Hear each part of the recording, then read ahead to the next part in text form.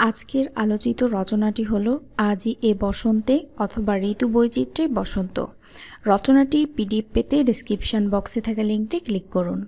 ভূমিকা: বাংলাদেশ হলো ষড়ঋতুর দেশ। ৬টি ঋতুর পালা বদলে এদেশের প্রকৃতি তার বৈচিত্র্যময় রূপ নিয়ে হাজির হয়। এই ৬টি ঋতুর মধ্যে বসন্ত ঋতুকে বলা হয় ঋতুরাজ, কারণ বাংলাদেশের ঋতুচক্রের শেষ ঋতু এই বসন্ত। এটি মূলত বাংলার ষড়ঋতুর এক মনোমুগ্ধকর ঋতু। বসন্ত সাধারণত ফাল্গুন চৈত্র মাস জুড়ে থাকে। রিক্ত বনবিধির শাখায় শাখায় কচি সবুজ পাতারা আনন্দে মেতে ওঠে। সবুজ পাতা আর রঙিন ফুলে বসন্ত এভাবেই রাঙায় প্রকৃতিকে। বসন্তের স্বরূপ: শীতের সমাপ্তির মধ্য দিয়ে প্রকৃতিতে আগমন ঘটে বসন্তের। ফাল্গুন চৈত্র এই ২ মাস নিয়ে বসন্তকাল। শীতের রিক্ততাকে মুছে ফেলে বসন্ত প্রকৃতিতে এক নতুন প্রাণ দান করে। বসন্ত প্রকৃতিতে আসে প্রাণের সঞ্জীবনী নিয়ে। সেই সঞ্জীবনী রসের সিক্ত হয়ে প্রকৃতি আড়মোড়া ভেঙে জেগে ওঠে। গাছে গাছে কচি কচি সবুজ পাতা, ডালপালা ও নানা রঙের ফুল ফোটে। পলাশ, শিমুল, কৃষ্ণচূড়া, মধুমালতী গন্ধে প্রকৃতিতে শুরু হয়ে যায় এক আশ্চর্য মাতামাতি। বসন্তের স্থায়িত্ব: বসন্তকালে যেমন হাড় কাঁপানো শীত থাকে না, তেমনি গ্রীষ্মের উত্তপ্ত তেমন অনুভূত হয় না। বছরের এটি সবচেয়ে আরামপ্রিয় সময়। বসন্তের প্রকৃত স্থায়িত্বকাল অতি সামান্য। ফাল্গুন চৈত্র এই ২ মাসকেই বসন্তকালের স্থায়িত্বকাল বলা হলেও মূলত ফাল্গুন মাসেই বসন্ত ঋতুর প্রকৃত বৈশিষ্ট্য ধরা পড়ে, কারণ চৈত্রের শুরুর দিক থেকেই গরম শুরু হয়ে যায়। বসন্তের অনুভব: বসন্ত ঋতু প্রকৃতি ও মানুষের মনে নব আনন্দের সঞ্চার করে। প্রকৃতি যেমন বসন্তের ছোঁয়ায় নতুন রূপে সজ্জিত হয়, তেমনি মানুষের মনও বসন্তের রঙে রঙিন হয়ে ওঠে। শীতের জড়তা ভেঙে মানুষ চঞ্চল হয়ে ওঠে। কবি প্রকৃতিপ্রেমীরা বসন্তের বন্দনা গীতি রচনা করে। বসন্ত তার সীমাহীন রূপ নিয়ে লাভ করে সকলের সমাদর। বসন্তের আগমনের সঙ্গে সঙ্গে কবিকণ্ঠে তাই বেজে ওঠে, আজই দক্ষিণ দুয়ার খোলা, এসো হে এসো হে এসো হে আমার বসন্ত এসো, দিক হৃদয় দোলাই দোলা, এসো হে এসো হে এসো হে আমার বসন্ত এসো। বসন্তের প্রকৃতির অবস্থা: শীতের কুহেলিকার পর্দা সরিয়ে মহুয়ার মালা গলায় পরে বসন্ত আসে প্রকৃতিতে। মাথায় তার কৃষ্ণচূড়ার মুকুট আর গলায় তার মাধবীলতার মালা।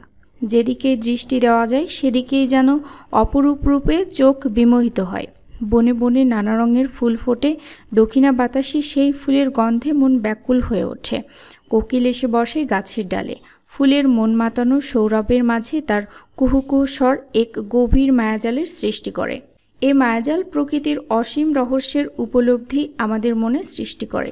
বসন্তের এই প্রকৃতির রূপ সত্যিই মনোমুগ্ধকর। দিনের শুরুতে বসন্তের এই অপরূপ সৌন্দর্য মানুষের মনে আনন্দ ও শান্তির বার্তা ছড়িয়ে দেয়।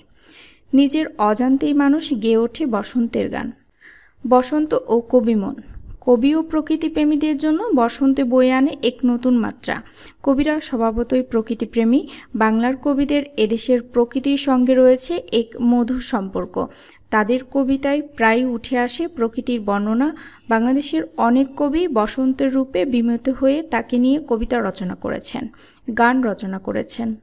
বসন্ত উদযাপন: পহেলা ফাল্গুন উদযাপন আজ আমাদের বাঙালি সংস্কৃতির একটি অংশ হয়ে উঠেছে। ফাল্গুনের প্রথম দিনে প্রকৃতির মতো মানুষও, বিশেষত তরুণ তরুণীরা বর্ণিল সাজে সেজে ওঠে। তাদের পোশাকে থাকে হলুদ, লাল, সবুজ রঙের আধিক্য।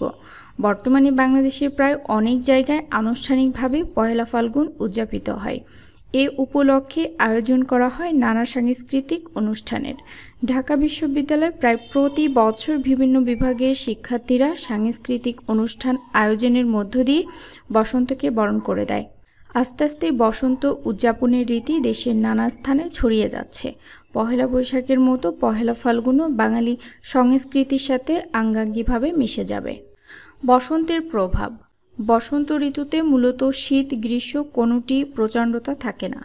এ সময় কনকনে শীত অথবা কাঠফাটা রোদ থাকে না।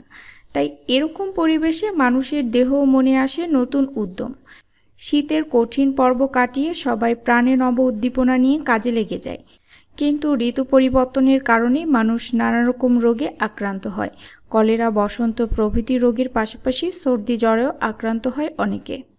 বসন্তের উপকারিতা: বসন্তকাল মানুষের জন্য ভীষণ আরামদায়ক, কারণ এই সময়ের আবহাওয়া না ঠান্ডা না গরম, যেটাকে বলা হয় নাতিশীতোষ্ণ।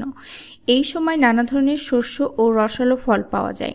সতেজ ফুল, ফল, ফসল, মলয় বায়ু এবং কোকিলের কুহুতান সব মিলিয়ে বসন্ত মোহনীয়। উপসংহার: বসন্তকে বলা হয় ঋতুশ্রেষ্ঠ বা ঋতুরাজ।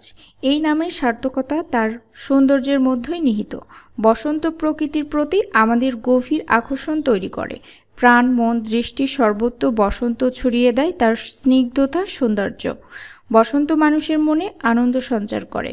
বসন্ত হলো যৌবনের প্রতীক, সে যৌবনের ঋতু। তাই যুগ যুগ ধরে মানুষ বসন্তের বন্দনা করে আসছে। নিয়মিত রচনা পেতে চ্যানেলটি সাবস্ক্রাইব করুন এবং আপনার প্রয়োজনীয় রচনা পেতে রচনার নাম লিখে কমেন্ট করুন। এত সময় আমাদের সাথে থাকার জন্য ধন্যবাদ।